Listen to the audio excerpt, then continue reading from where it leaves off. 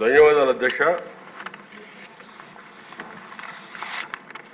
ప్రజాస్వామ్యంలో మీడియా అనేది fourth estate గా చెప్పుకుంటాం అధ్యక్ష. అటువంటిది మన రాష్ట్రంలో జనం కోసం మీడియా కాదు, జగన్ కోసం మీడియా అన్నట్టుగా వ్యవహరించారు అధ్యక్ష 5 ఏళ్ళు. ముఖ్యంగా వాళ్ళ తండ్రి అధికారాన్ని అడ్డం పెట్టుకొని క్విట్ ప్రో కో ద్వారా వేల కోట్లు సంపాదించిన జగన్మోహన్ రెడ్డి ఆ రోజు ఎక్కడా రూపాయి పెట్టుబడి రుణం లేకుండా 1250 కోట్లు పెట్టుకొని ఒక మీడియా సామ్రాజ్యాన్ని ఏర్పాటు చేశాడు అధ్యక్ష. అదే సాక్షి మీడియా, అందరికీ తెలుసు అధ్యక్ష. ఆ సాక్షి మీడియా ద్వారా అధికారంలోకి వచ్చినాక అదే కిట్ ప్రో కోని కొనసాగిస్తూ సాక్షిని అడ్డాగా మార్చుకొని బ్లాక్ మనీని కూడా ప్రకటనల రూపంలో వైట్గా మార్చుకున్నాడు అధ్యక్ష.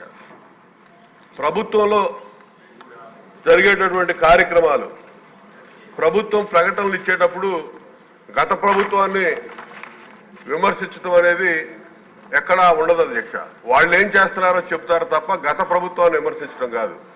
కానీ వీళ్ళు చేసే ప్రతి ప్రకటనలో కూడా 14 నుంచి 19 వరకు ఉన్నటువంటి చంద్రబాబు నాయుడు గారి ప్రభుత్వాన్ని విమర్శిస్తూ ఇచ్చిన ప్రకటనలకే ఇప్పుడు ప్రభుత్వం అందజేసిన లెక్కల ప్రకారం మొత్తం 5 ఏళ్లలో 859 కోట్ల పైచీలకు ఖర్చు పెట్టినట్టు ప్రకటనలు, వార్తాపత్రికల ప్రకటనలు ఖర్చు పెట్టినట్టు ఇప్పుడు వివరాలు ఇచ్చారు అధ్యక్ష.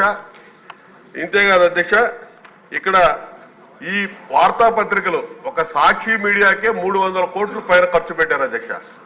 ఇది కాకుండా ఇక్కడ సామాన్య ప్రజలు చదవనటువంటి, పట్టించుకున్నటువంటి, సర్క్యులేషన్ లేనటువంటి పత్రికలు, ఇంగ్లీష్ పత్రికలకు కూడా 100 కోట్లు దోచిపెట్టి వీళ్ళకి రాజకీయ ప్రయోజనాల కోసం ఆ పత్రికలను వినియోగించుకొని ఎన్నికల ముందు సర్వేలు జరిపించామని చెప్పి ఆ సర్వే రిపోర్టులు ప్రభుత్వానికి, వైసీపీకి అనుకూలంగా ఉన్నాయని చెప్పి ఒక రిపోర్టులు చెప్పించుకోవడానికి అది కూడా ఒక క్విట్ ప్రో కో అధ్యక్ష. ఆ విధంగా 100 కోట్ల రూపాయలు ఆ రోజు దండుకున్నారు అధ్యక్ష ఈ పత్రికా ప్రకటన ద్వారా.